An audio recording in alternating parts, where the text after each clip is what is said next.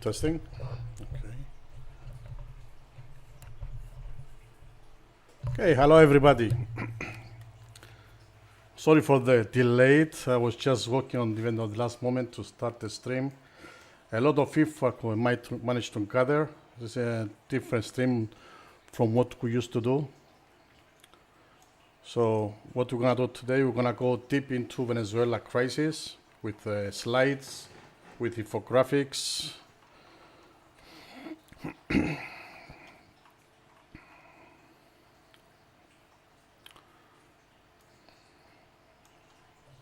Just give me a minute to be ready.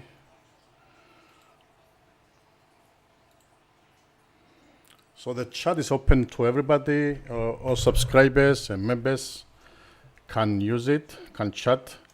Let me know in the chat your thoughts while we keep going. I want to make this stream as much as possible, as conversational as possible. Let me know if you have any questions. Hello, Elisha. Thanks for the waiting. The stream was scheduled for last night, but I didn't manage a busy schedule. So we tried to go here behind the headlines on Venezuela. So grab a snack, a coffee, sit back and enjoy. Let me prepare here. I have like 1 million screens open here. Oops, wait a second.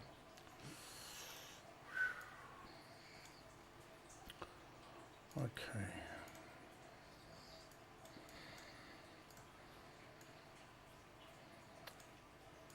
Let me see how I can manage this.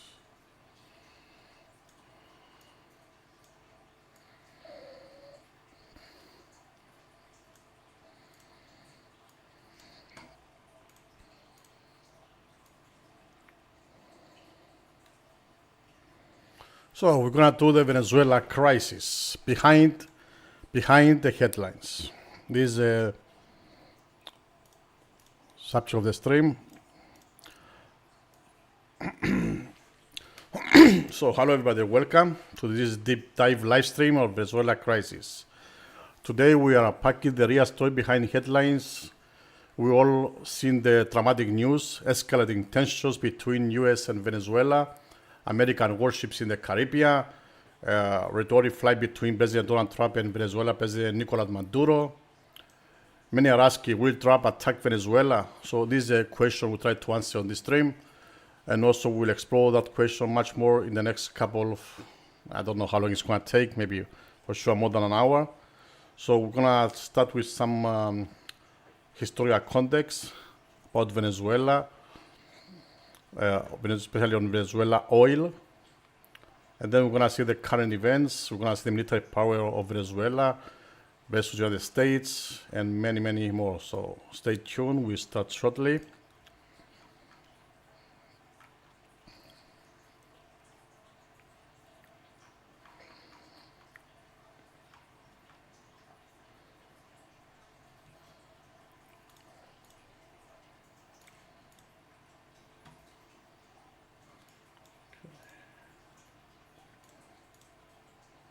Let me just put on a poll so we can hear also your opinions.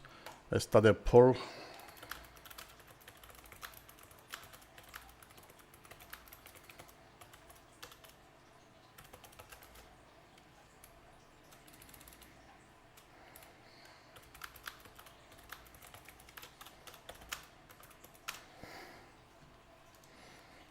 Straight question. Do you believe USA will attack on a full-scale war, Venezuela? Yes or no?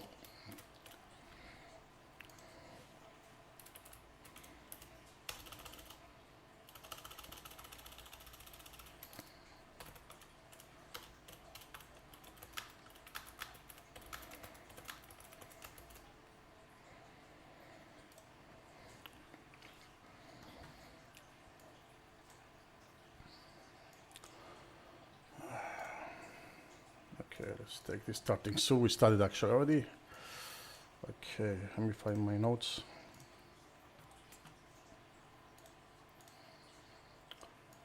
So here we have the oil paradox. Wait, let me, sorry for that. Okay.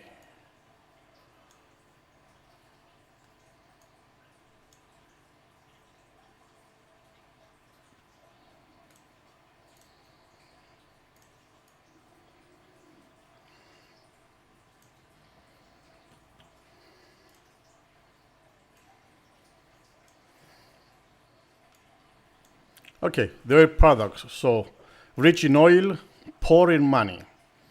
Venezuela sits at the top of the world's largest proven oil reserves. Yet millions of Venezuelans live in poverty. Venezuela holds the largest proven oil reserves in the world. In theory, that oil should bring huge health, but in reality, as you will see, the oil turned into a curse rather than a blessing. So let's see what's happened, why that happened, and connect it with today's crisis, including foreign pressure, sanctions, and even the conflict. It's deeply entangled with both oil and drugs. So on this map I have, actually you can see the oil reserves of Venezuela. Okay, let's bring your favorite tool. Hail the cursor. Where is it? I lost my cursor in here. Let me find it.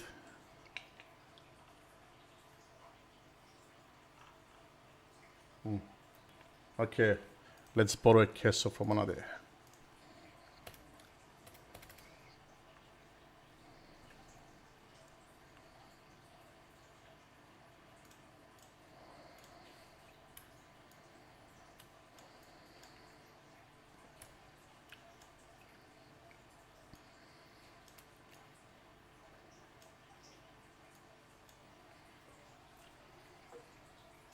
Okay, so this is the oil reserves of Venezuela. We see here the Puerto La Cruz. Here is in red, it's actually the reserves, you see? And these are like the pipes where you have the refineries. So most of the oil, it's in actually Macaiba. Here it's Macaiba. And Orinoco, what's the name now? I forgot the name.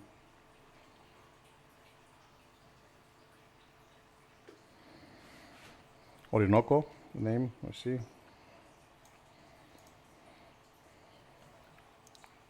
Yeah, this is the Orinoco here area. Puerto La Cruz, Puerto Jose, and the Palito refinery is here. Here is Caracas, here is Drita, some also oil reserves in Drita and Tapaco. Okay.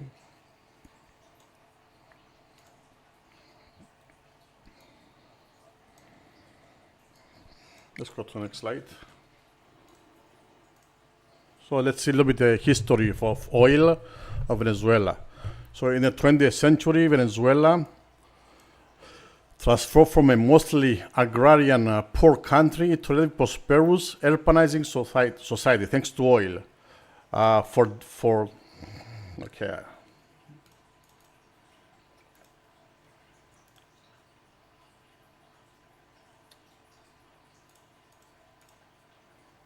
Image placeholder there. Yeah, I'm supposed to put the image. I was putting notes for myself. Anyways, so for decades, oil revenues underpinned the economic government budget, public works. Many believe oil would bring long-term prosperity.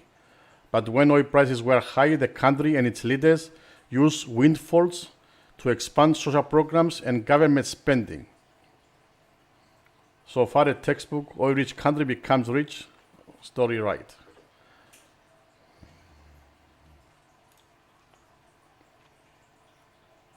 So what happened? The decline, the mismanagement, corruption, and the resource curse. So let's see what went wrong and why oil wealth didn't translate to prosperity. Over-reliance on oil, the economy and public finances became heavily dependent on oil reserves. Let me show you my notes. I have them here anyway, so you can also follow up. Is there?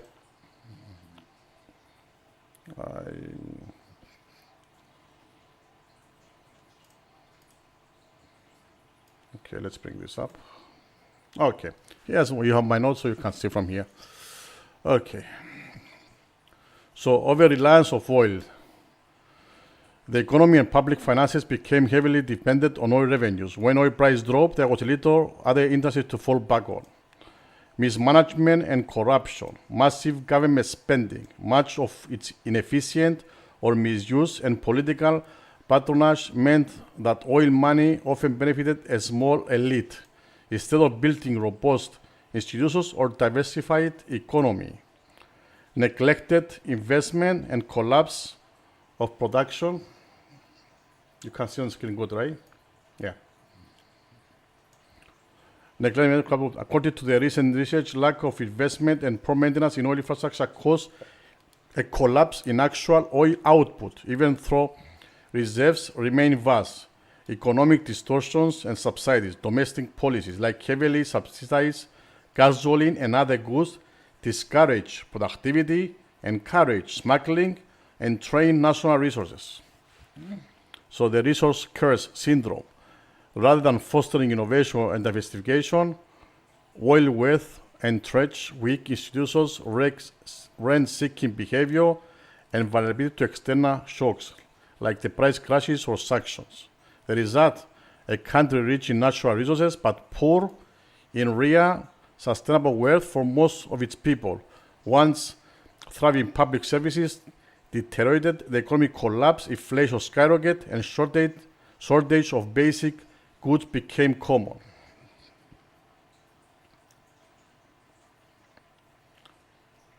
So let's actually see over the oil. We'll have some charts I want to show that shows the corruption, shows the decline of the oil prices, and many more. I put them on the screen. Okay, let's make this on top.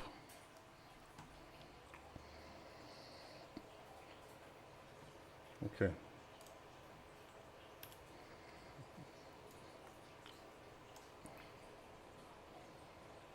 Just have to find where I have it. Okay, here we are.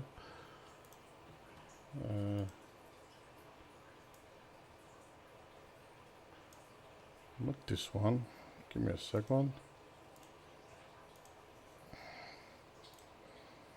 My slides.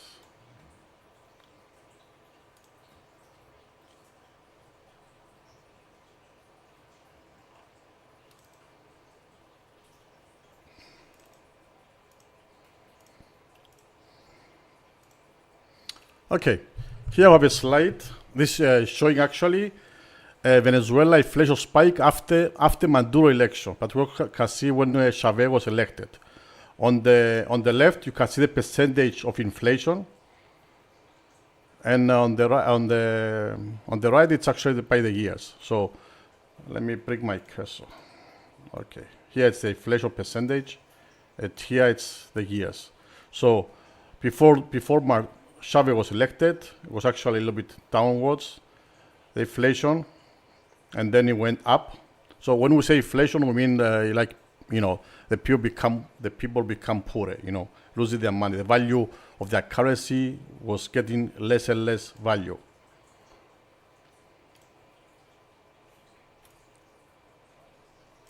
So let me know if I'm talking too fast, if you are following. I want to understand if you really fancy the way I'm doing the stream, or you want me to change the style. I can change it, I can adapt. So I can see here, the inflation percentage was going down before Chavez was elected. After Chavez elected, inflation went up. It spiked here in around 2003. Then it started dropping again, and then up, down. And then we see when Maduro was elected. Maduro elected, the inflation skyrocketed.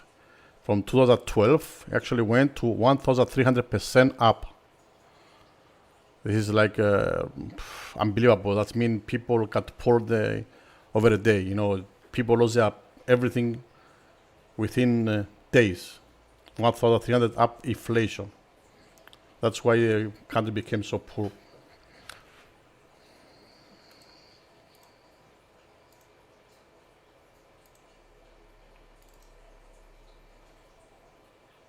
Let me see another slide I have here.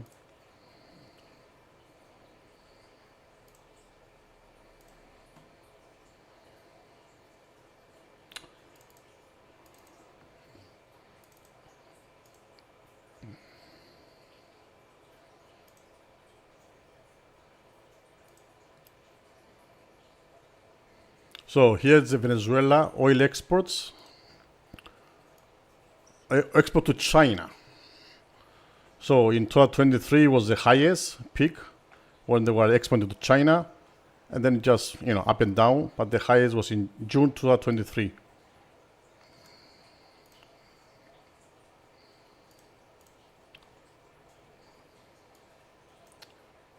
Let's see, I'll try this different way.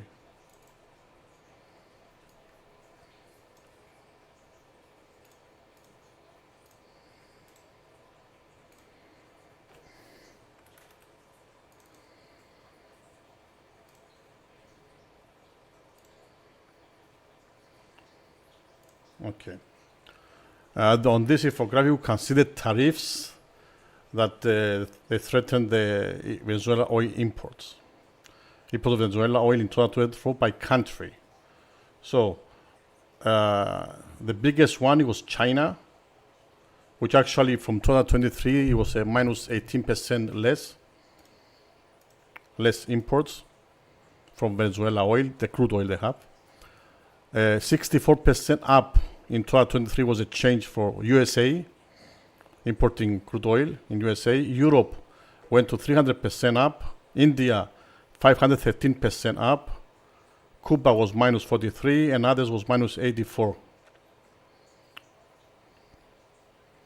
The US and European companies authorized to operate despite the sanctions. US oil-related activity in Venezuela end May 27.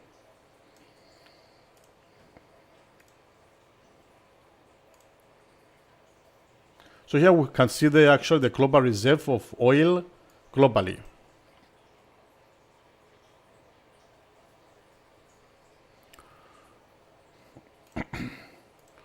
So who has most of the crude oil on the world? It's actually the top one is Venezuela with around 303 billion barrels of crude oil. The second one is Saudi Arabia. Iran is the third one. Iraq, UAE, United Arab Emirates, the fourth. Russia after. Brazil, Qatar. You can see here how many barrels. So the biggest one, by far, it's actually Venezuela. 303 billion of barrels of crude oil. That's me like they're sitting on a sea of money. Okay. Here another infographic showing the actual numbers in billion of barrels. Venezuela 303, Saudi Arabia 267, Iran 209, Canada 163, and lower. Russia about 80 billion barrels.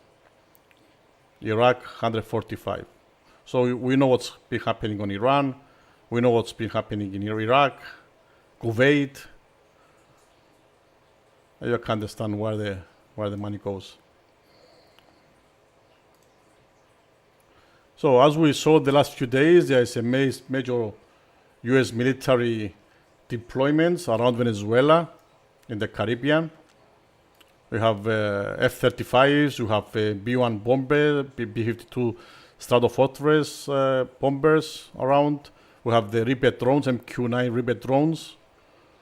We know we are using the Ceiba in Puerto Rico as a naval base, the USA, which was closed for 20 years, and they're opening now for this crisis. So all this build-up of military there. The question is, are they going to attack, or it just try to scare Maduro? We'll see. So we know we have also the biggest warships there, some warships, F-35, V-22 transport aircraft, KC-130 refueling tankers, we have a C-17 cargo transporters, the USS Jason Dunham is there, the USS Jima, the Grovery, the support ships.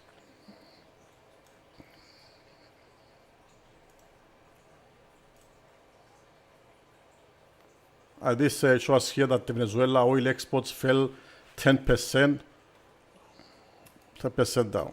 Okay, let me fix this. Okay. From 2022 to 2025, you can see how many barrels per day they were producing and exporting, and how many they are exporting at the moment. Okay, this is what I needed. Venezuela oil export hit 5-year record in at this time. There are almost 1.100 million barrels in oil exports. This is the highest they have ever been. So they have the highest ever been export, but they have the highest inflation as well.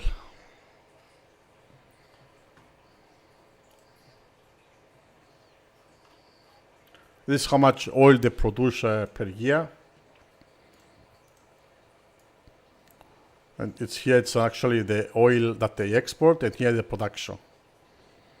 So you can see here there were about 50,000 million barrels in 2014, and it keep going down, and it's actually they are exporting just around 20,000 million barrels at around 2024.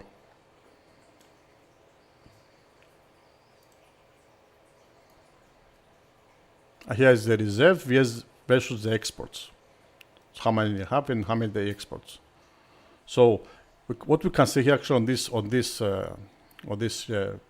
infographic, it's actually they had 3.3 billions of barrels, and the oil export it's only for that's been the value of 4.05 billions. And we can see Saudi Arabia, for example, with a 267 billion of barrels.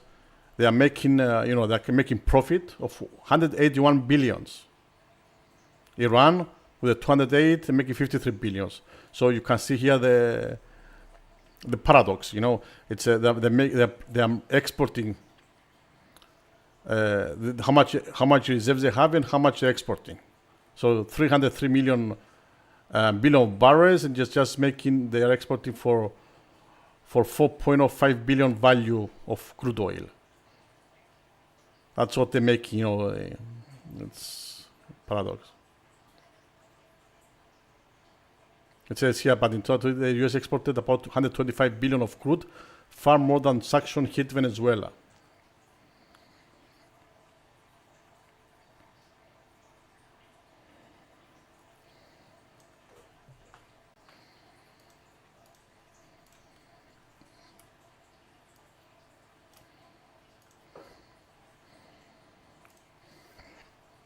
So what do you think in the comments? It's are they doing a good job with the oil, or are they just wasting it? Okay, here we have a timeline. It's an interesting timeline from the U.S. and Venezuela relations from in 2025. Actually, we started from January down to November. This is the U.S. and Venezuela relations. Okay, let me point on the screen.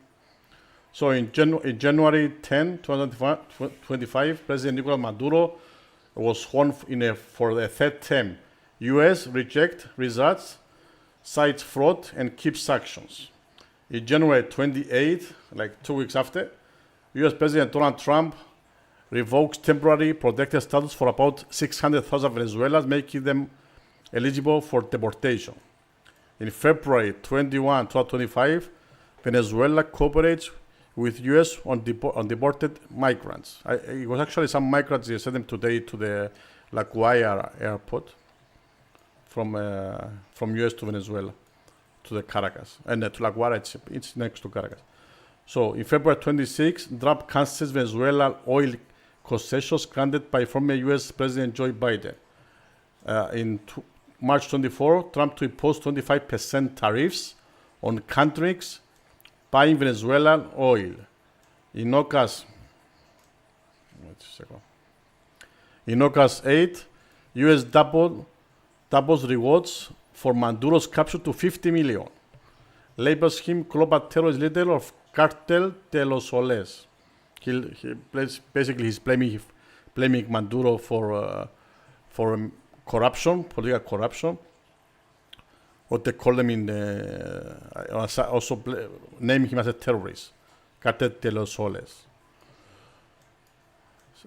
In September 2nd to November, U.S. launched Caribbean anti-narcotics campaign. There were already 21 attacks on alleged drug boat that killed more than 83 people. October 15, Trump authorized CIA operations in Venezuela. This is what we said. The CIA for sure it's already in Venezuela operating. And from what we know, so Maduro is keep hiding from place to place, and he's scared if the USA will catch him. There's also the 50 million rewards on his head, so he's doing tactics like Gaddafi did before. You know what happened to him, he died already, and other leaders did in the past. So in October 28th, Venezuela suspends Trinidad and Tobago gas deal over US warship visit. The Trinidad and Tobago, it's the Twilands, actually right next to Venezuela. It's about 11 kilometers from Caracas. You measure like that. It's actually we have two cameras streaming on that. On the other stream, we have a camera showing the boats in the sea in Trinidad and Tobago, and another one showing on the street with the people. Okay, in November 12, Venezuela begins nationwide military drills. November 14, let me move myself. US announced Southern Spare Mission deploys force near South America. South America, we know in Puerto Rico, in Ceiba. Let's see actually the map where it's Ceiba. I showed you last time. Let's show you on Google Earth.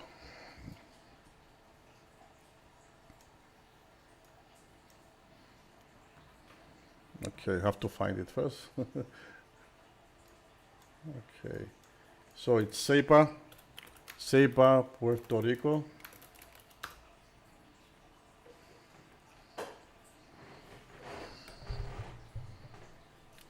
Yeah, there it is, Ceiba. They have a military base here, the US, which was not operated for 20 years now, and they start operating now. And last time we measured the distance from Ceiba to Venezuela.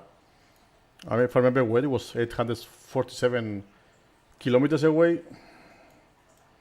Around that, it's from here, let's say, to Caracas. Yeah, it's around 833 kilometers away, this distance here.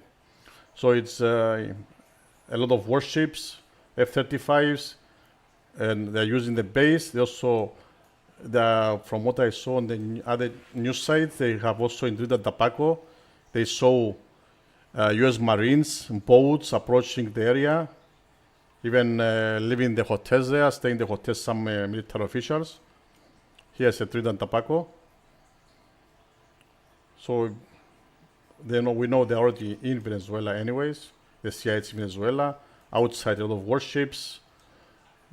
Here it's Caracas. Before we show the Venezuela oil reserves. Let me see here.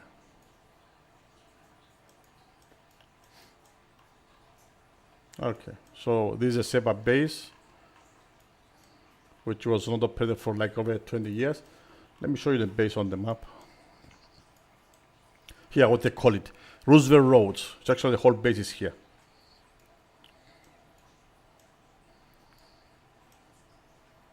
They have the port here. I can use easily for big ships.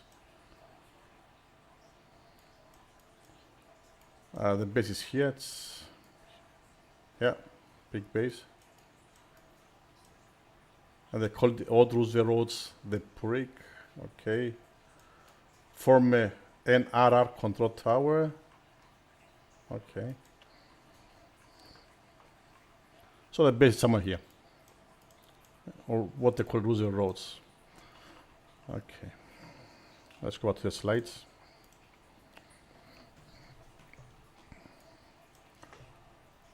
And US on November 14 and 16, US Gerald R. Ford warship, troops, F-35 jets deployed to the Caribbean.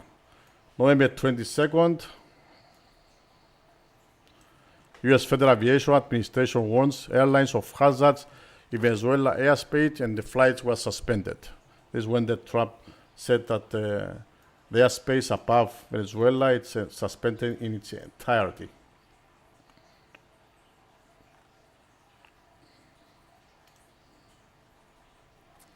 Here we can see the Venezuela population at a glance. So the total land area, it's around 916,000 kilometers. Probably you meant to say square kilometers. In Maracaibo, there are 2.4 million people living. In Barquisimeto, 1.3 million. In Valencia, 2 million. Caracas, 3 million. And Maracay, 1.3 million. Orinoco River, it's here. It's actually where they have the biggest oil reserves, at the Orinoco River. That area, Orinoco. So let's see what I have here for you. Okay, here's the drug routes that President Trump is saying that actually proven that they're using for taking drugs into the USA. So you can see there's some route from Venezuela, living from here, go through Jamaica, Papa of Cuba. Some live from Colombia to Mexico and then to USA. This is a map here.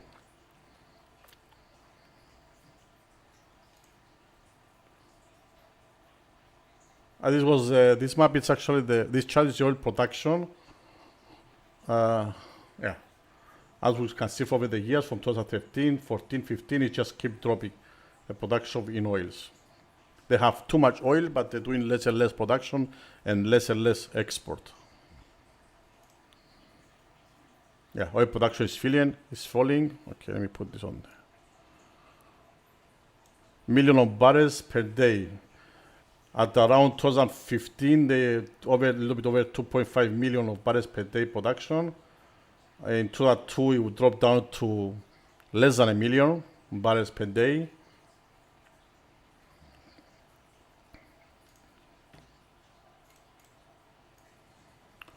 And when Maduro elected, it even dropped further, and now around 2018, it was around close to a little bit over 1 million barrels per day production of crude oil. Let me see what I have for you here. Okay, this is the oil output on thousands barrels per day. So here it's on the thousands, and here's the years and the month actually. We can see also here the sanctions, how they are affecting the oil output. In August 2017 was financial sanctions, so it kept dropping. Then it was bonds frozen in May 2018. In January 2019 it was the oil embargo. In August 2019 it was general embargo. After it was the secondary sanctions. It was snippets targeted. The diesel clampdown, when they stopped the diesel product, and the stagnant output. And you can see the Chevron license. After they asked for the Chevron license, how was it keep dropping the oil output? In actually between 2020 and 2021, it was actually at the lowest point. Still, it's very low. I mean, from before 2018, it was at the highest, almost around 2,000 barrels per day oil output. Okay, here's what I was trying to find the name before. The Orinoco Heavy Oil Belt. This is where the most of the oil, it's actually there it is. Here we have the pipes, the refineries in Puerto La Cruz and the other areas here.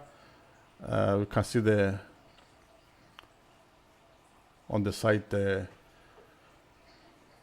legend, Orinoco Heavy Oil Area, the oil field with green, the gas field, it's in red. Here the gas field, gas pipes, gas pipeline, the oil pipeline, the oil refinery. Yeah, those are the refineries. And these here are the hydroelectric dams.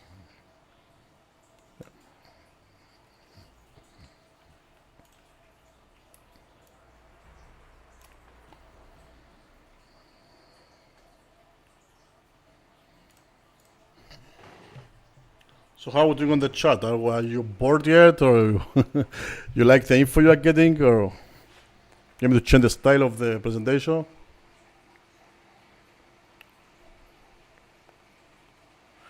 About drugs, yeah. And And all this oil, Alicia, all these million of barrels of oil, I mean the biggest oil reserves in the world, it's just luck. Must be something, right? I mean the narrative Trump saying it, they're just going after the trunks, but do you think that's it? That's the truth? So let me see your vote. Let me vote actually. Let me change the poll to, let's see what you believe. So the poll now, do you believe USA will attack Venezuela on a full-scale war? 57% say yes. 43% say no. I will give you some scenarios after about that. But let's do a new poll now.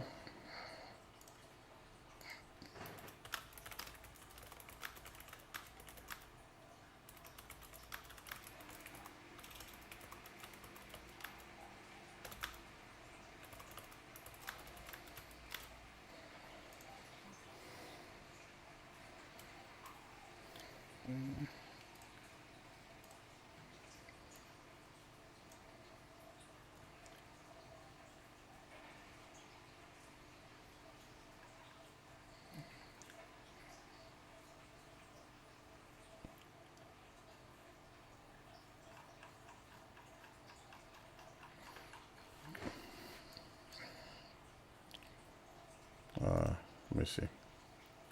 I've praised poll.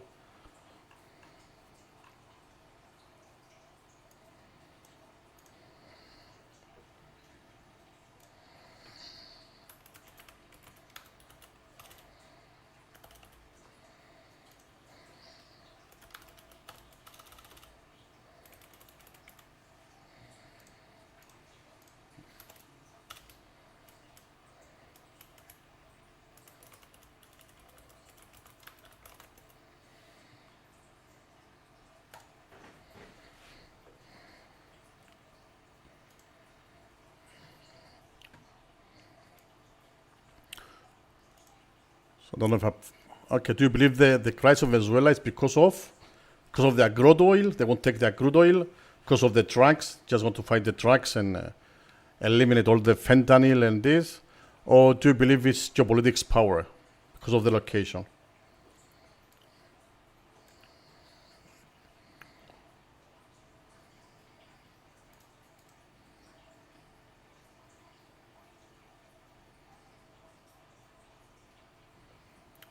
This is Orinoco Oil Bed Assessment Unit and East Venezuela Basin Province. Okay. We can see it goes to the Trinidad and Tobago when it's passing through, yeah. All right, let's see. So, we have some scenarios. What do you believe USA will do?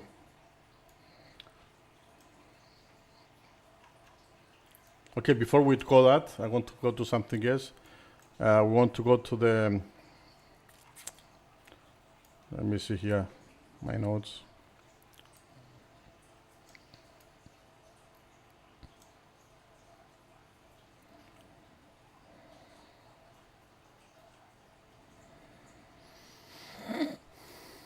Okay, let's go back to the,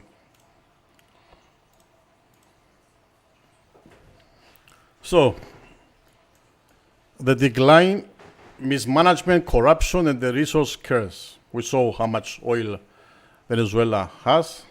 Here was that when things went wrong and why oil wealth didn't translate to broad prosperity. Over-reliance on oil. The economy of public finance became heavily dependent on oil revenues. So what I was reading actually before, they just base all their economy, like 95% of the economy, on the oil. They only have that option, nothing else. So I think this is called the touch effect, when you just put everything in one plate. So the economy of public finance became heavily dependent on oil revenues. So when oil prices dropped, there was a little other industry to fall back on. If you have only oil, only the oil to depend on, if something happened, then you lose everything overnight, right? So when the oil prices dropped, it just hit them, on the head. Everything start going down and inflation start going up. The second reason why the decline, it was the management and corruption. Massive government spending, much of it inefficient or misused, and political patronage meant that oil money often benefited a small elite instead of building robust institutions or diversified economy. So, as usually we know, all the money went to the elite, to the rich, to the government, politicians, and that's why you have corruption and the people starving. Neglected investment and collapse of production. According to recent research, lack of investments and poor maintenance in oil infrastructure caused a collapse in actual oil output, even though reserves remain vast. Economic distortions and subsidies. Domestic policies like heavily subsidized gasoline and other goods discourage productivity, encourage smuggling, and drain national resources. Resource curse syndrome. Rather than fostering innovation and diversification, with all that oil, they could build everything, you know. Oil wealth entrench weak institutions, rent-seeking behavior, and vulnerability to external shocks like price crashes or sanctions. Result, a country rich in natural resources but poor in real, sustainable wealth for most of its people. Once thriving public services deteriorated, the economy collapsed, inflation skyrocketed, we saw before like 1,300% up, and shortage of basic goods became common. So let's go, part 3, collapse and crisis.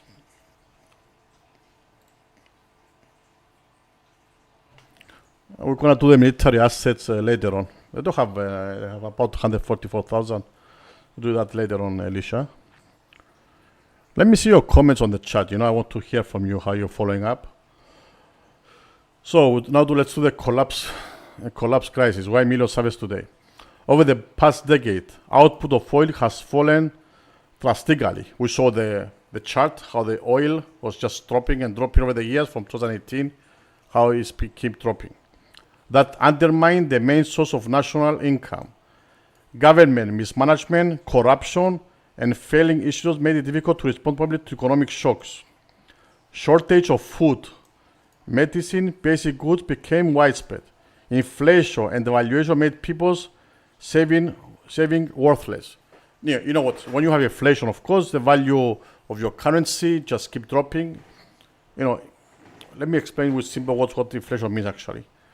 Inflation, it's like, you know, what you could buy, for example, let's say with $100 like 10 years ago, and what you can buy now in 2025 with $100. The value of the money like diminish. Like you could buy much more 100 years ago with $100. Now with $100 in 2025, you can buy nothing. That's what we call inflation. Actually, value of the money, and what it does, actually, the poor people become poor and the rich become richer, sideways. But the currency, the value of of your country's currency just keep dropping down. So Venezuela with 1,300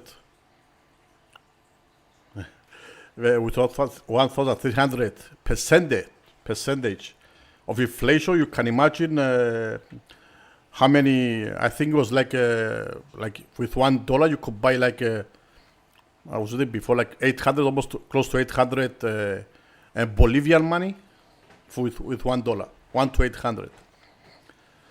Okay. Many ordinary citizens suffer. Why small elite profited from oil rents or connections? The wealth never trickled down to a good ability, of course, and the wealth never goes down fairly. Venezuela became, in effect, a resource-rich but people-poor country, plenty of oil underground, but poverty, hunger, and economic collapse above ground. Bottom line, without strong institutions, diversification, transparent governance and investment, oil wealth alone was enough, of course. So let's say enter the USA and politics, oil drugs, pressure.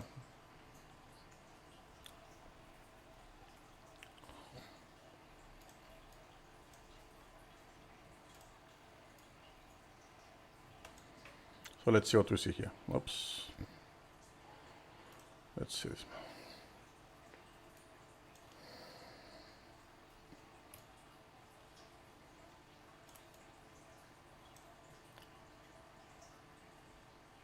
Okay, we know the drug cartel, armed conflict, that's November 2025.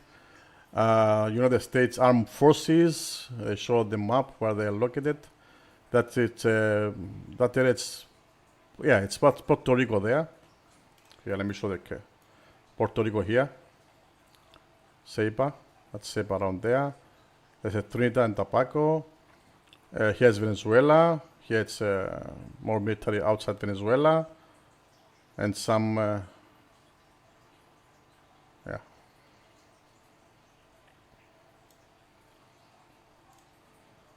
Okay, let's see what else. Shows here.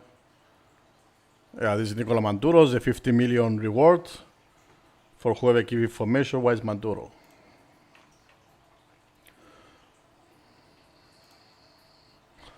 The United States has long had a complicated relationship with Venezuela. At times of buyer of Venezuelan oil, also monitoring or accusing the country on tracks on political grounds. Since the early 2000s, tensions escalated. After 2005, Venezuela suspended cooperation with the U.S. anti-drug agency. Especially 2025, in recent years, the U.S. has dramatically ramped up pressure, designating alleged Venezuela criminal groups like Cartel de los Soles as a terrorist organizations, sanctioning individuals, even launching military strikes on vessels accused of drug trafficking. This is the latest news as we know it. Official U.S.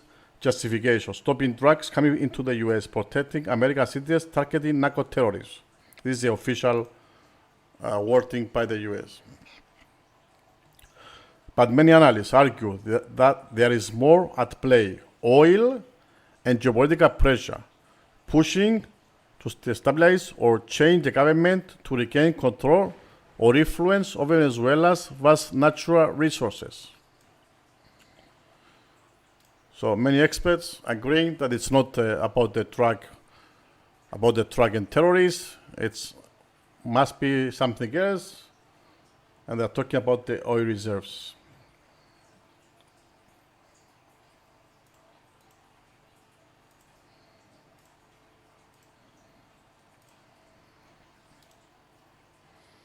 So let's answer why USA attacking Venezuela drug traffickers.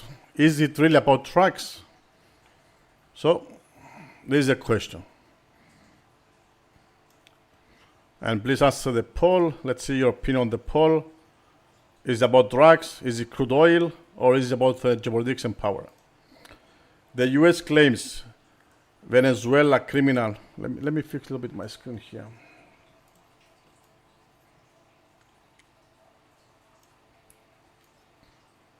Okay. What do I have behind? Google News.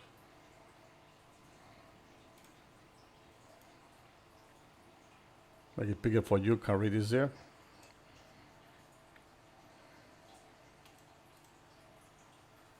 What do I have here? The microphone, okay. And there. Let me just cut this, okay.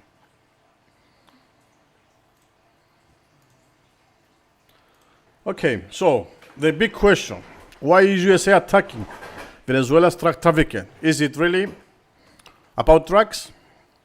And the answer is complicated. I don't think it's so complicated, but let's cover it. The official reason, the US claims Venezuela criminal networks and allegedly state-linked actors traffic large amounts of cocaine and other drugs to the United States. So cocaine and fentanyl, they have to do with the fentanyl also. That's a public safety issue. This is an article from Reuters. It was written in November 23, 2025, 6 days ago. By targeting vessels and networks, the US says it is disrupting supply chains and preventing drugs from reaching US streets. It's from the Wikipedia. The strategic reason many observers point to, some believe the drug trafficking narrative is a pretext to apply pressure on the Venezuelan government, especially to weaken, isolate, or even oust, they want the regime change, of Nicolás Maduro. Given Venezuela's enormous oil reserves, controlling or influencing Venezuela, you would give major geopolitical and economic advantages, especially to global powers like the US. This is from Anadolu. The dual focus on trucks plus oil and strategic leverage suggests that US actions may not be purely altruistic or about protecting American citizens, but also about long-term influence, resource control, and regime change. So yes, the US frame it as a fight against drugs, but there's a strong consensus among analysts that there is more behind it, especially tied to economics and geopolitics. So let me see your votes on the poll. How many believe it's from the crude oil, or it's geopolitics, or is it just about the trucks?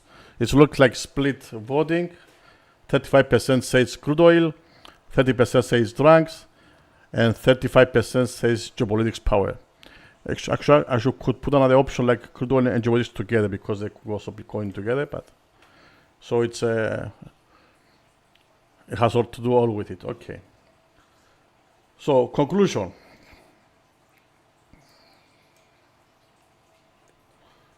What this means, I'm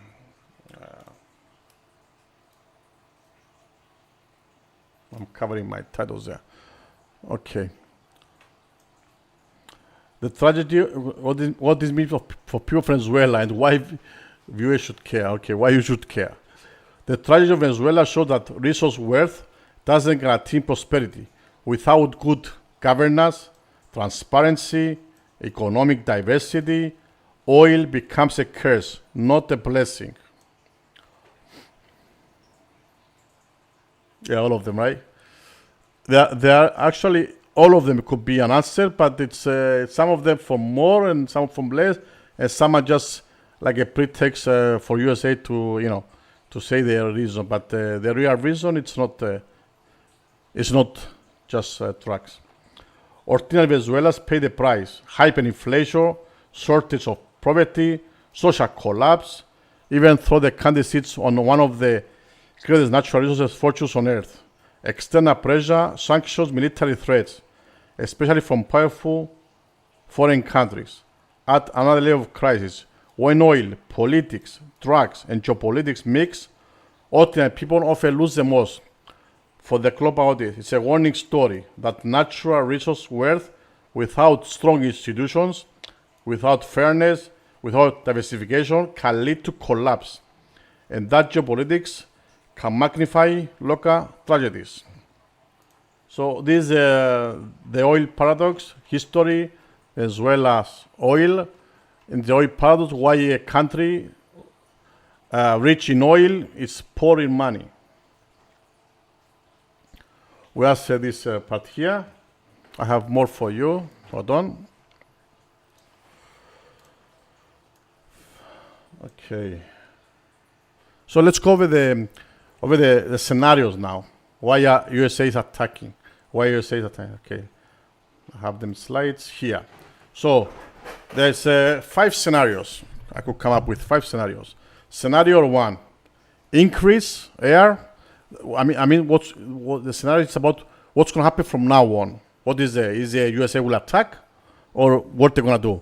So, scenario 1. Let me put on the poll. You can vote which scenario you believe is mostly to happen.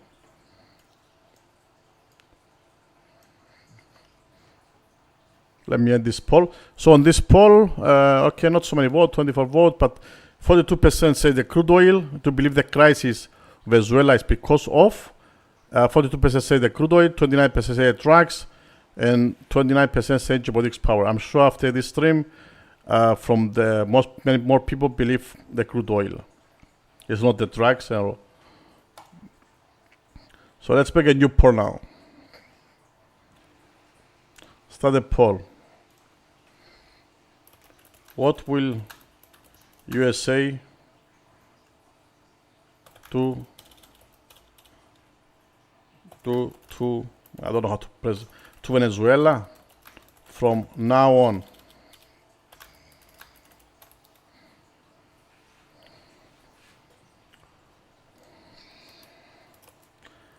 I will put like a scenario 1, and this is increased air and naval strikes.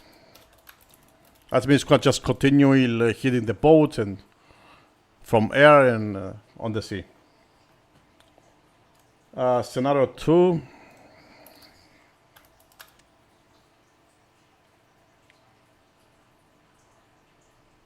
A blockade. Justified.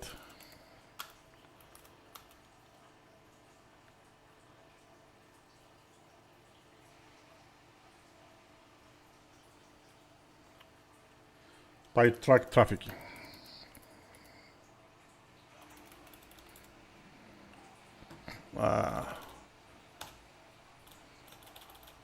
By truck, let's say, doesn't give me option, more space. Scenario 3.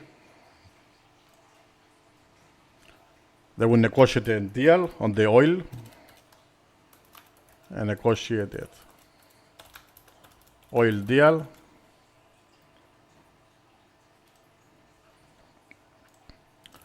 Scenario 4. Let's say change of regime, like it is here. And 5, I cannot have it 5, only 4 options. Da. It only give me 4 options on the stream.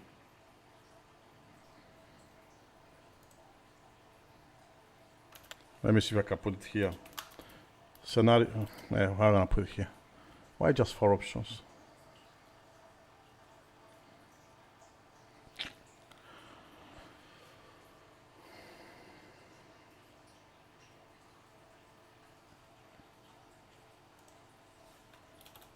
Let's put it together. Scenario 4, change of regime and Cold War.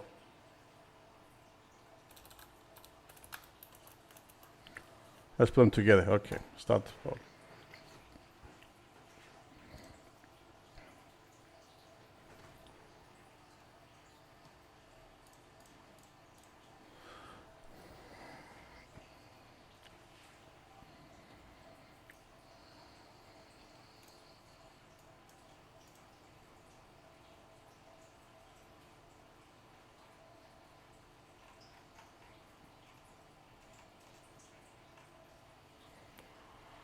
Okay.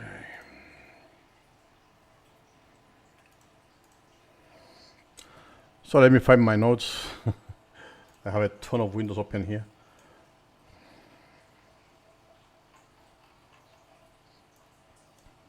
Okay, I'm not looking for this one.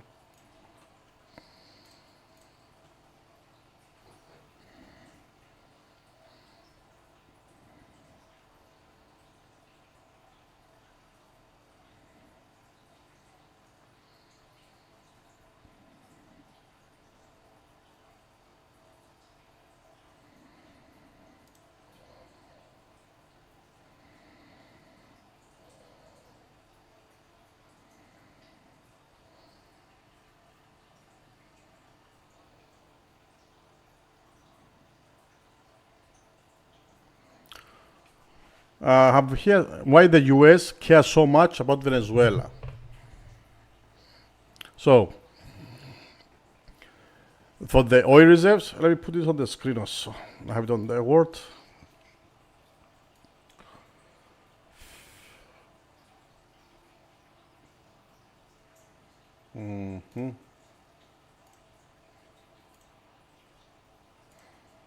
Yep, I have it here on a Word document.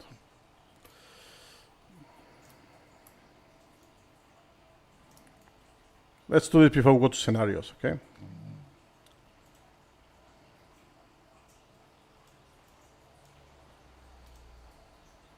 Oh, not this one. Another one.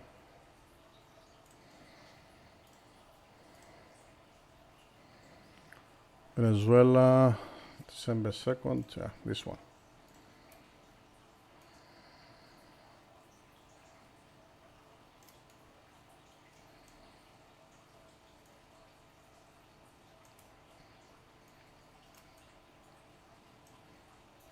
So, why does the US care so much about Venezuela? 5 points. Oil reserves, strategic leverage. Venezuela holds the largest proven oil reserves in the world, more than Saudi Arabia. Even though its production collapsed, whoever controls influence Venezuela oil has strategic leverage over global market prices and long-term. I think we did this right. Geography, close to the US. It's close to critical sea lanes. Venezuela sits right American backyard, near major shipping lanes. The Panama Canal approaches, and the Caribbean. The US has always viewed Latin America through Monroe Doctrine lens. Monroe Doctrine lens, it was actually who was saying that East America should belong to, Latin America should belong to USA. Monroe Doctrine lens. Foreign military or political influence too close to home is treated as a political threat. Location along Venezuela strategically important. So, third reason, preventing rival influence. Russia, China, Iran are active there. Russia, China, and Iran is actually active let's analyze here. It's actually have it. For example, Russia, it has arms, intelligence, military advisors in Venezuela. China did loans, has oil infrastructure built in Venezuela, 5G have Venezuela, and surveillance tech. Iran has selling their drones, full shipments, and proxy cooperation. So for Washington, Venezuela risks becoming a forward operating base for rival powers, similar to how the US positioned in Eastern Europe and the Pacific. Global energy markets, controlling swing oil. Venezuela has a potential, if restored, to pump millions barrels per day. That's making theoretical swing producer, a country that can stabilize or destabilize global prices. That's what they mean by swing producer. Swing oil, it means that has the power to change worldwide prices of the crude oil. When US presidents talk about oil independence or energy security, Venezuela's reserves are often part of the long-term equation. Even if production is broken, the potential is what matters. Domestic politics. Florida Latino voters drag and war narrative. This is what they've been telling us, that is everything does for the drugs. US-Venezuela policy is heavily influenced by Florida politics, where Cuban, Venezuelan, and Latino voters push a hardline stance against Maduro. So, second, the drug war narrative. Labeling Maduro officials as narco traffickers gives Washington a legal and political justification for sanctions, for naval deployments, and even targeted strikes. Both factors shape US action as much as foreign policy does. Okay, here's my notes. I show the timeline. Okay, I showed that. Here it's about the AI and the new tech-driven war. So there's many AI startups and defense tech firms, companies originally built for potential war with China, are now pivoting into anti-traffic operations. This is how they're going to be using the AI to attack them. And Venezuela is becoming a testing ground. So they can have drone surveillance of the area around Venezuela in the sea. AI risk modeling. That means they can have artificial intelligence, small drones or anything to attacking the boats. Automated imaging, predictive targeting, smuggling route analysis. This is how the AI can be used for this kind of war, understand? So automated imaging, it can mean that the AI will be able to automatically recognize, I don't know, a boat with tracks, kind of, or predict a target, or smuggling route analysis, like it can analyze the routes you are using. So smarter, cheaper remote algorithms. Okay. Will the US actually attack? The reason the US might take might take military action.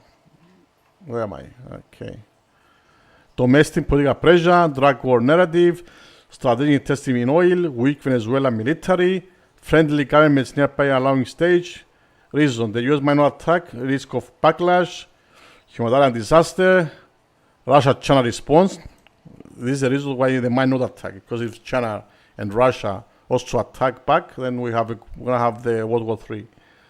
Global oil shock on the prices of the price of the oil. If they attack Venezuela and they stop exporting completely, then the price of the oil, of course, will skyrocket. And the uncertainty of outcome. Full invasion, very unlikely. Will it be the strikes or naval blockage? Highly possible. So, current converted pressure of AI tech firms, it's happening already. We know that the US government is getting pitched already by many AI startups to use their products for this kind of warfare. So, if they go to full invasion, it's unlikely. If they're going to just keep doing the strikes and blockades, yeah, they can, highly possible. And if they're going to have operations with the AI tech firms, it's happening already. Okay, here are the scenarios. So let's go to the scenario now.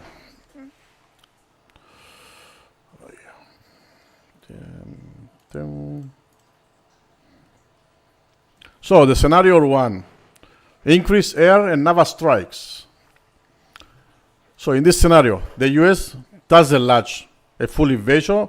Instead, it escalates through precision air and naval strikes. Just keep doing what they are doing already.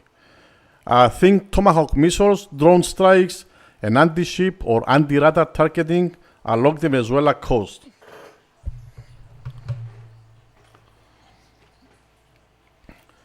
The justification would be framed around counter-narcotics, counter-terrorism, or limited threats.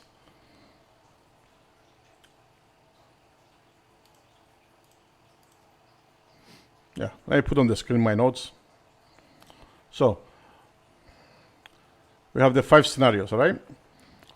So the justification, they will just blame on the counter-terrorism, on the counter-narcotics, and all what they've been doing so far.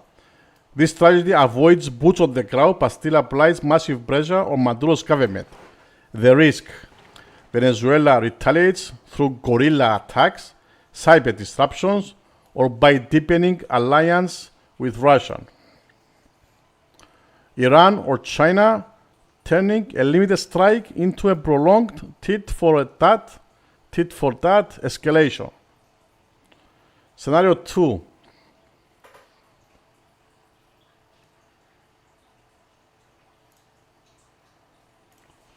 So, scenario 2, a blockade justified by drug trafficking. So, in this scenario, the US used the drug war narrative as legal cover to establish a maritime blockade around Venezuela. It wouldn't be called blockade, that's technically an act of war. Instead, it would be branded as enhanced interdiction operation. US destroyers and Coast Guard cadets will stop or board vessels suspected of trafficking, narcotics, or sanctioned oil. This chokes Venezuela exports without firing a shot. Over time, it cripples government revenue, increases internal pressure, and isolates Maduro diplomatically. But blockades can backfire. They can provoke military standoffs, draw condemnation from allies like Brazil and Mexico, and push Venezuela deeper into a Russia-China's orbit. So this is scenario 2. In case of the blockade, they might backfire, and then Venezuela will turn to Russia and China for help, and this might, hurt the USA. Scenario 3, a negotiated oil deal. So on this scenario, it's the least dramatic one, but arguably the most realistic. Washington and Caracas quietly negotiate an oil for stability deal.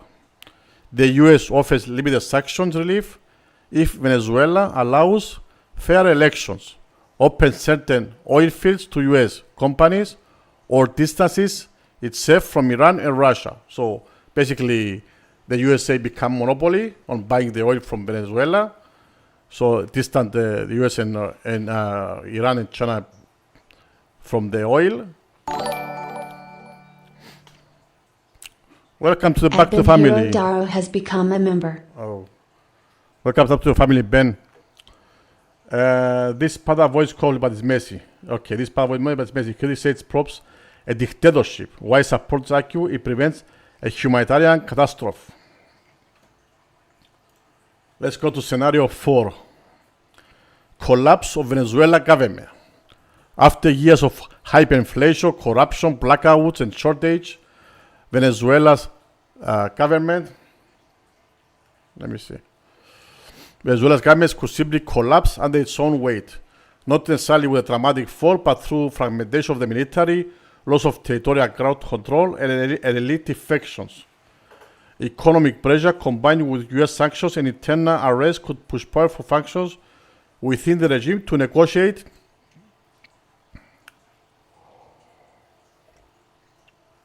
a transition or stage palace coup.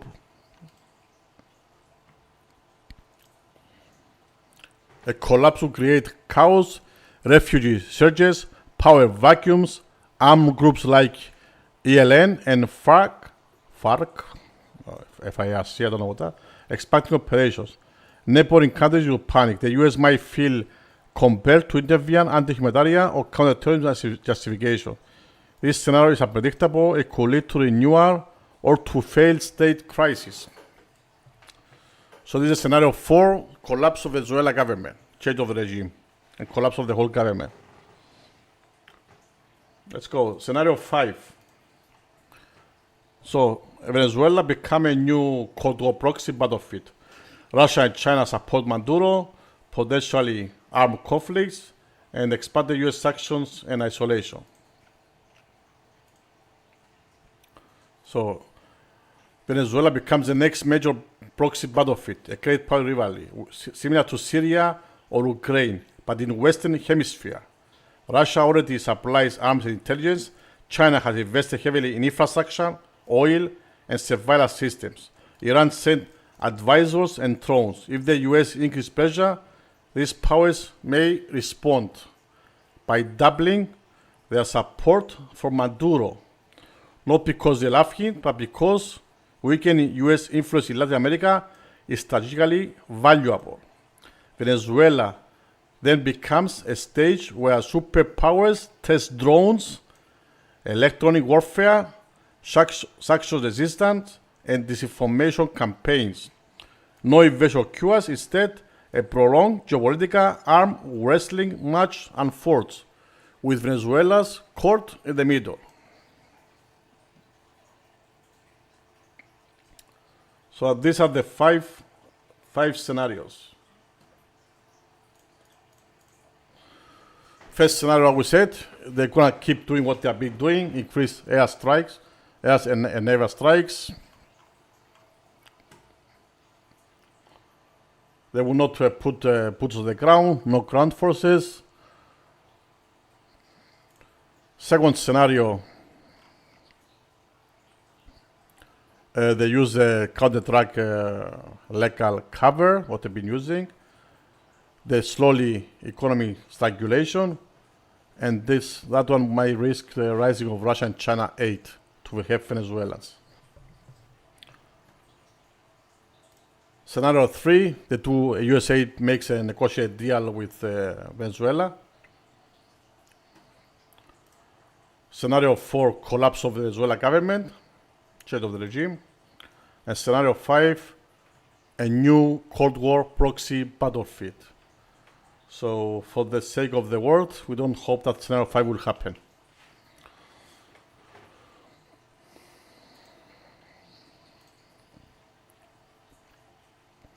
So what this means to the world? In short, Venezuela is not just a local crisis, it's a global energy and geopolitical choke point. What happens there affects oil prices, we mean worldwide, global markets, US-China rivalry, Latin America stability, the future of AI warfare. This is why the world is watching, this is why you are watching.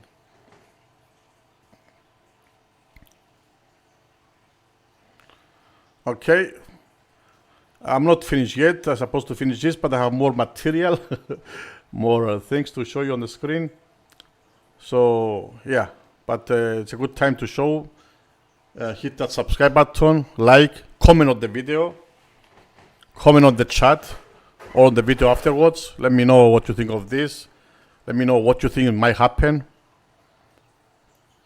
Which scenario of the 5 do you believe it's most likely? Let me see what other notes I have for you.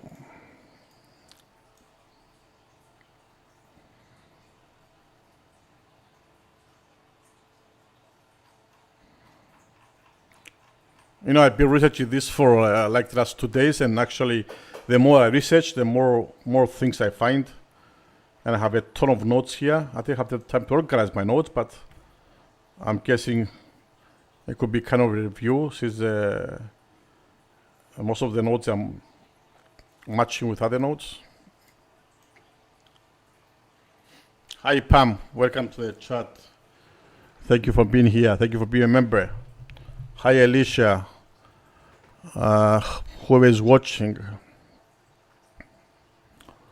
Thanks for joining us back, Ben.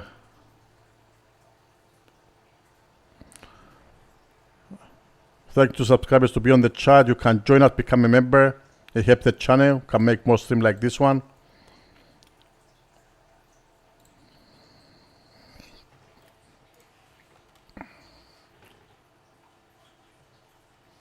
Let me see what other notes I have here. Okay, I have more notes here.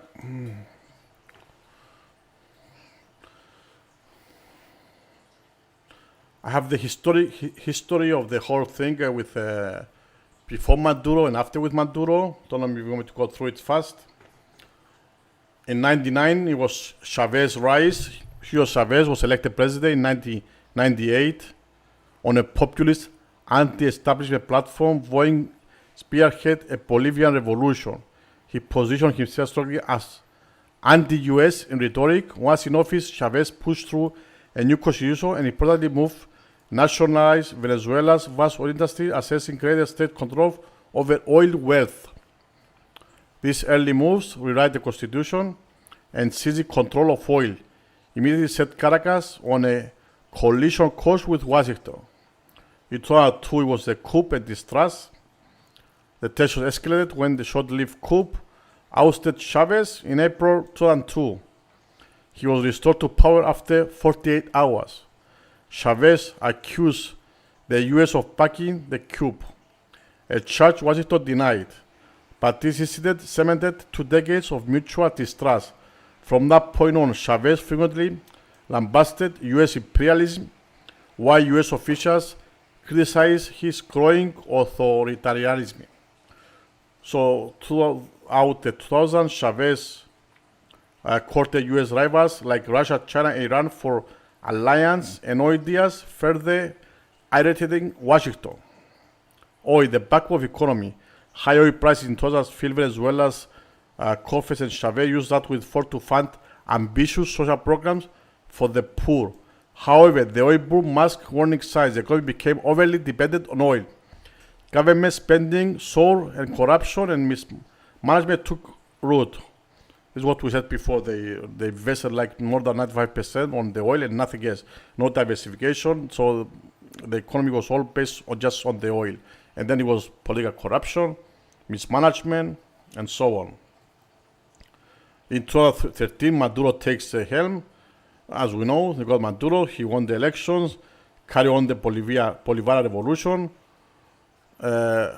When he was flooded to economic trouble, oil prices crashed in 2014, and Venezuela economy is 95% dependent on oil exports. Went into free fall after Maduro. Inflation exploded. Food and medicine ran scarce, and millions fell into poverty. By 2017-18, Venezuela was suffering one of the worst hyperinflation crises in modern history. Price rose by tens of thousands of percent at one point, and a humanitarian emergency with families scavenging to eat.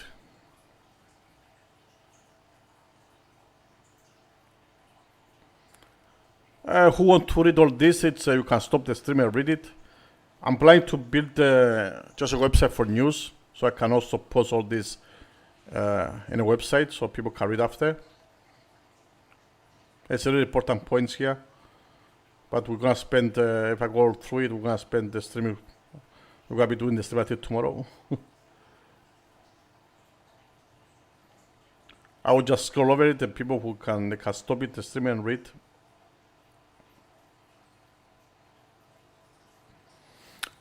This part here is about the technology I was saying before.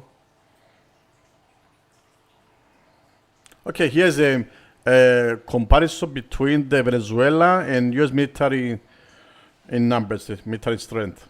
So Venezuela have active personnel around 123,000 plus 220,000 militia members. United States, it's 1.3 million active duty and around 800,000 reserves. Tanks, Venezuela has 172 tanks. USA has 4,640. Total aircraft, less than around 229, including 30 fighters. Has Venezuela. USA has 13,000, including 1,790 fighters. Naval warships, around 34 has Venezuela. 490 plus 490 total has USA. The annual defense budget of Venezuela on the military, it's around 4 billion, and on the United States, around 895 billion. So the comparison is not there. You can see that the USA is really, really way higher than Venezuela.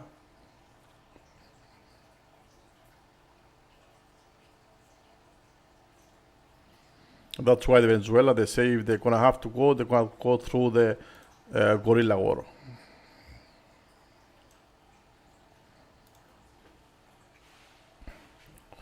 So this is about external support. Venezuela might not fight alone. Cuba has long provided intelligence security advice to Maduro. Russia and Chinese interests, while likely to send troops, have given Venezuela equipment and could provide diplomatic or logistical support. Perhaps more dangerously, Colombian guerrilla groups like ELN and FARC rebels have a presence in Venezuela's border areas. They have decades of insurgency experience and could join a guerrilla resistance against U.S. invasion. The U.S. military acknowledged that Venezuela is not Grenada and not Panama. In other words, it's not a tiny country the U.S. can easily overwhelm and pacify. If it came to an invasion, the conventional phase, defeating the former Venezuela army in battle, might actually be the easy part. The U.S. dominance in air and sea power could neutralize Venezuela's conventional forces relatively quickly. The real nightmare you'd like to come after is the form of protracted insurgency. Would Venezuela use guerrilla tactics? Likely yes, war of resistance. Facing such overwhelming U.S. firepower, Venezuela leadership has signaled clearly that if it comes to fight, they won't find the U.S. head-to-head in a conventional war. Of course, they will lose if they do that, but rather they will wage an asymmetric guerrilla war. Maduro's forever war warning.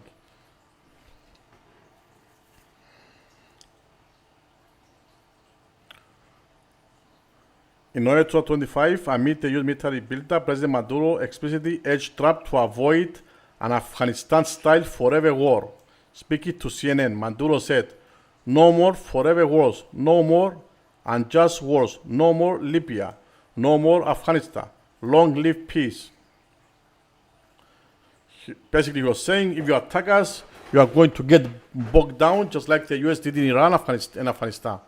Maduro vowed that Venezuela would undertake armed struggle defense of our national territory.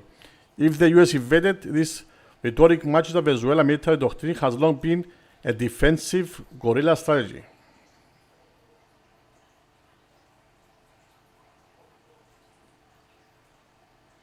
Yeah, about the guerrilla war, we've already been through that.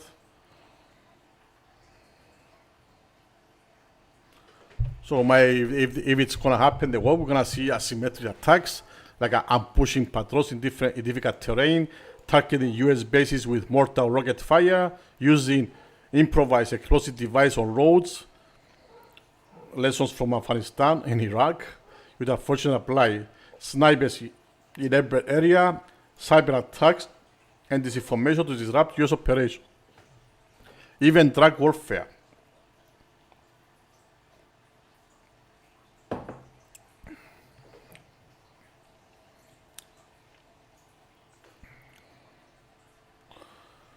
A ton of information here, but cannot go through all of them.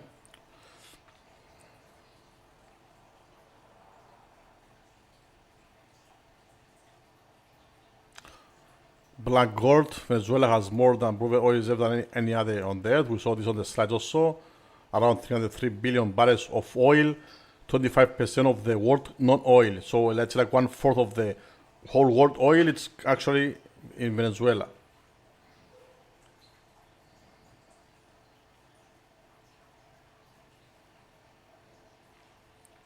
The Monroe Doctrine is explained here.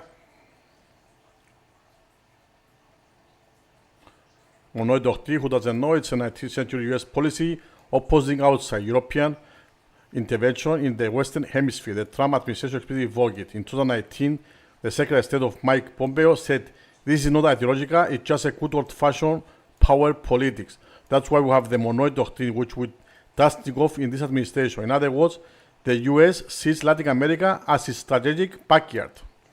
A hostile regime like Maduro's, which welcomes Russian bombers for visits and hosts Hezbollah financiers, is viewed as security threat.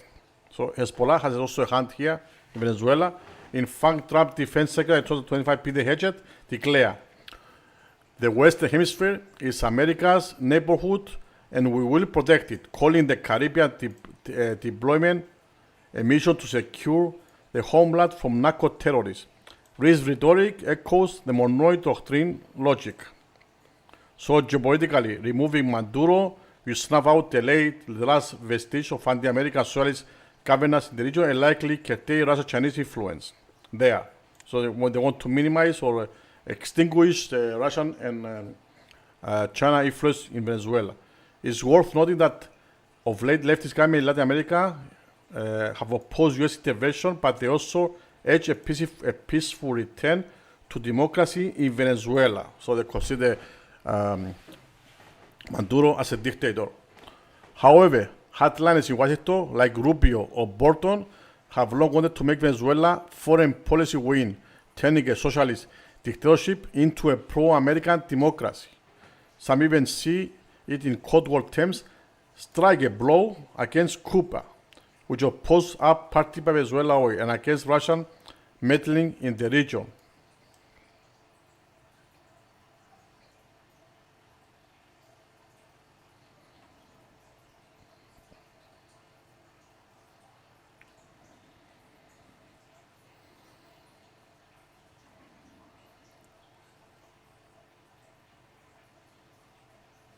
So, conclusion.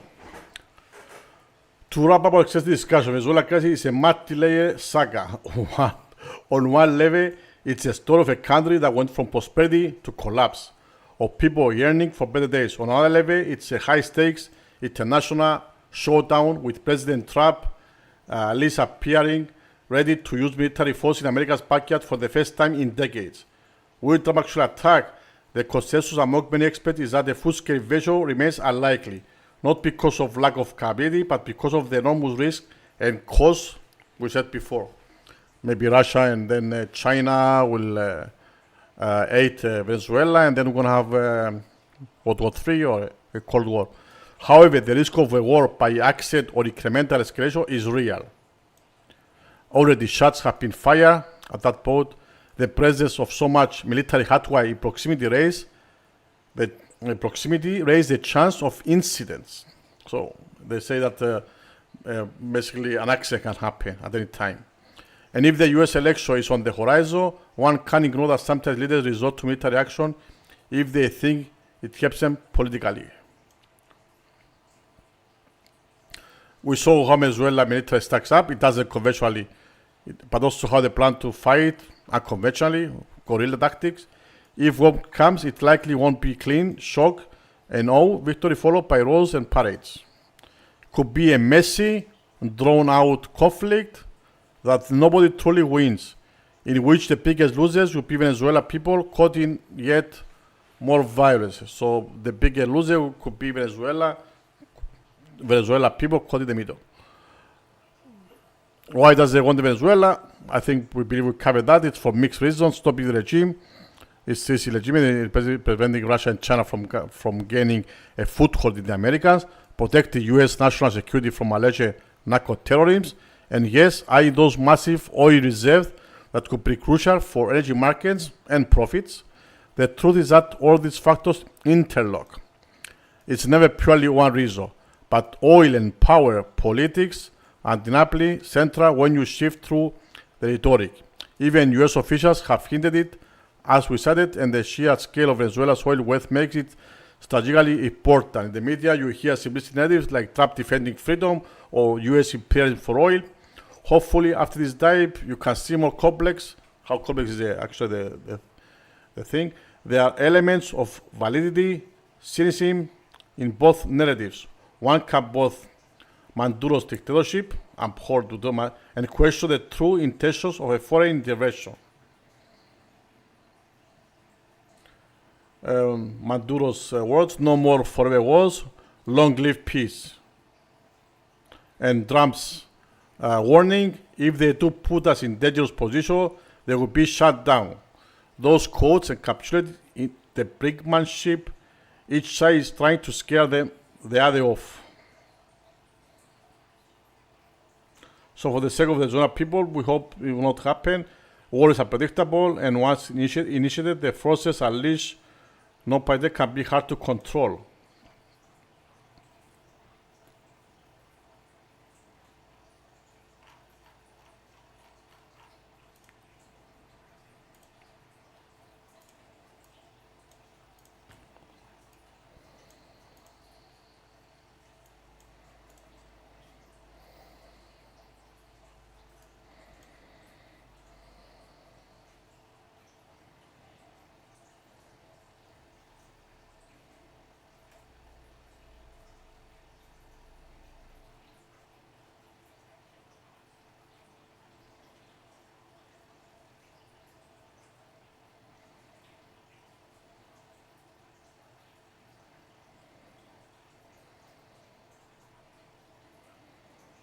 Okay, I think we covered everything. Let me see if I missed something.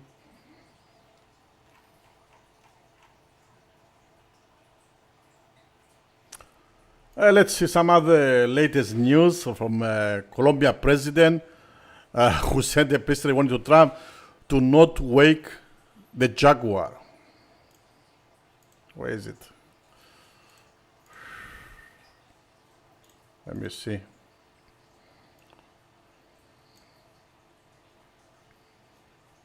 So, Colombia president says a peaceful warning to Trump to not wake the jaguar. To not wake the jaguar with threats of military strikes.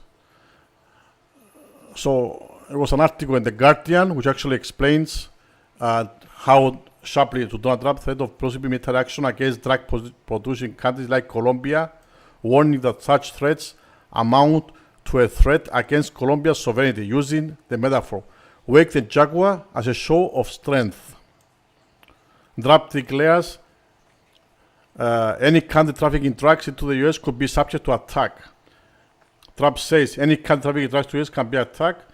In December 2 cabinet meeting statement, Trump warned that nations involved in exporting drugs to the United States, explicitly naming drug flows from Colombia, may face U.S. military action.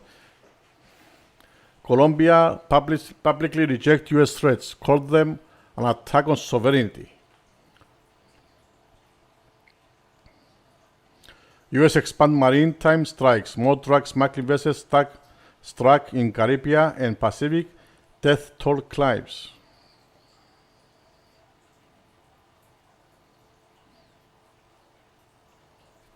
U.S. ramps up naval buildup in the Caribbean amid drug war escalation. Diplomatic relations between Colombia and U.S. reach breaking point. U.S. maritime some reportedly killing Colombians has pushed diplomatic tries to sharp deterioration. The signal major shift. Okay.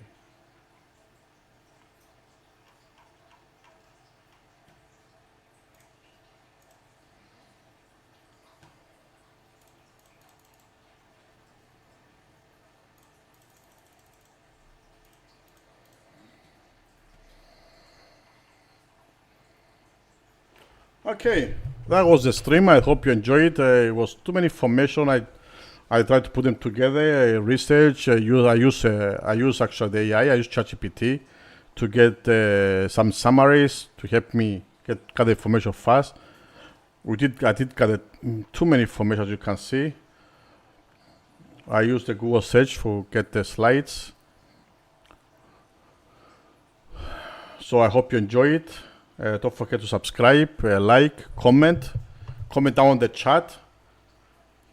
I will try to make the other streams less, but this was one it was a comprehensive summary of the whole situation, what's going on in Colombia, and it's actually behind as the title said, behind the headlines, so we could see, that it's not what they are telling us, but the real reason might be many reasons together, or might be just a completely different reason. I hope you find this informative. Let me see what you voted on the latest poll. So the USA what we will say to Venezuela from now on. So some 39% say increase air and naval strikes. 26% say a blockade justified by drugs and negotiated oil deal. And 4% says that, okay, which they don't believe will happen. And the 30% says scenario 4 and 5 actually, change of regime and war. So most of the votes are on the increased air and naval strikes and the change of regime or a war might happen.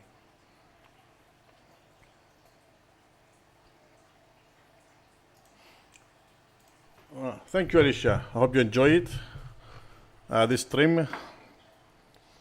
I'll try to be more more fast on the next streams, I guess, or more organized, since I was organized this stream at the last moment. I'm checking my notes. I have like 100 windows open here, and I'm trying to see if I missed anything. So let me start by closing one by one windows. Let's see whether I missed something.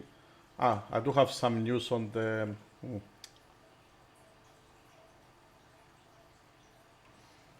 Yeah, let me show this last some on the news, latest news.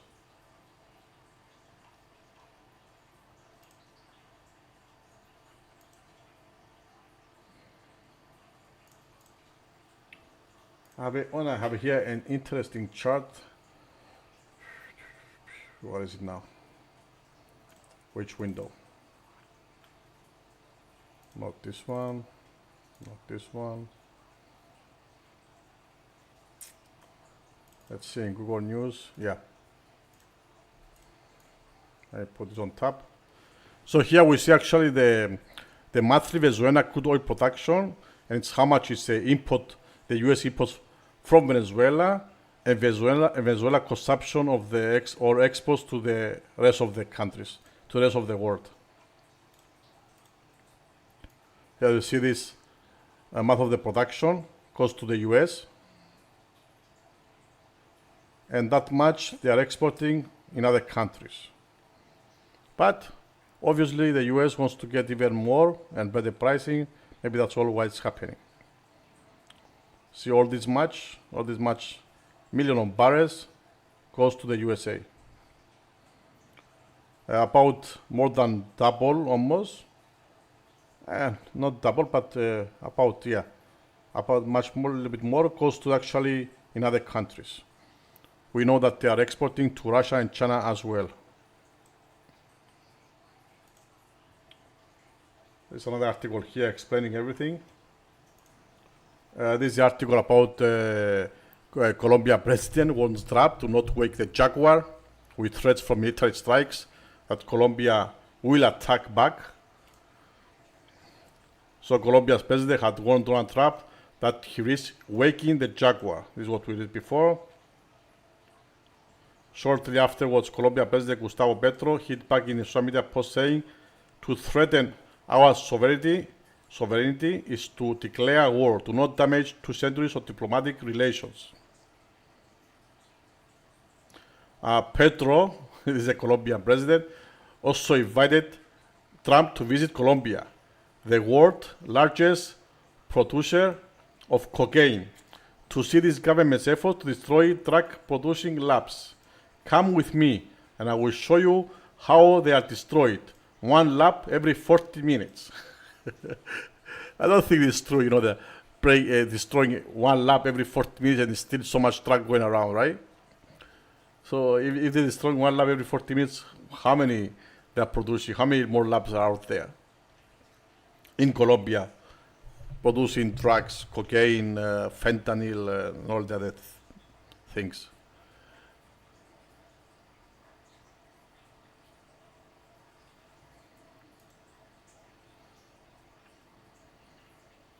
Okay, it was map I was looking before. It's Venezuela.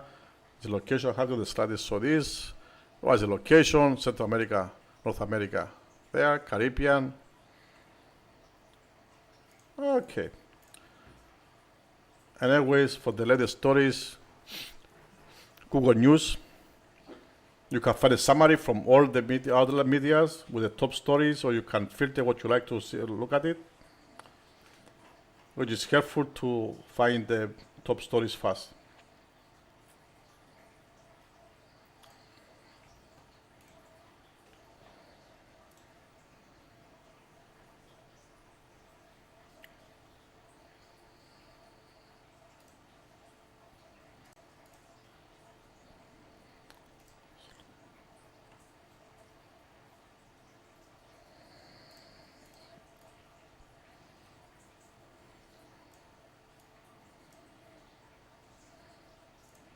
So let me just do this.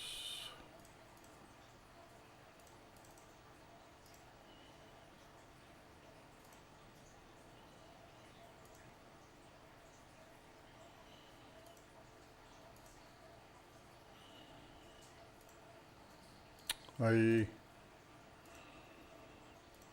you want to find something you cannot find, okay.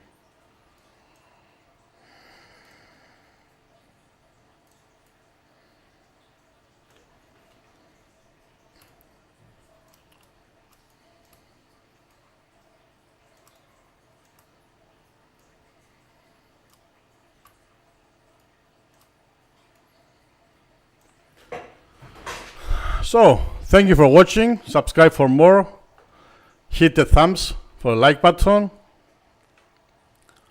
And I will see you on the next one. You can always send me your comments on the chat, under the video, comment, and let me know what are the other theme or subject we want to go deep through. And I'll be glad to make you new videos. Expect more videos like this one. Probably shorter ones, but more often. And let me know your thoughts on the comments. I would love to hear from you, from all of you.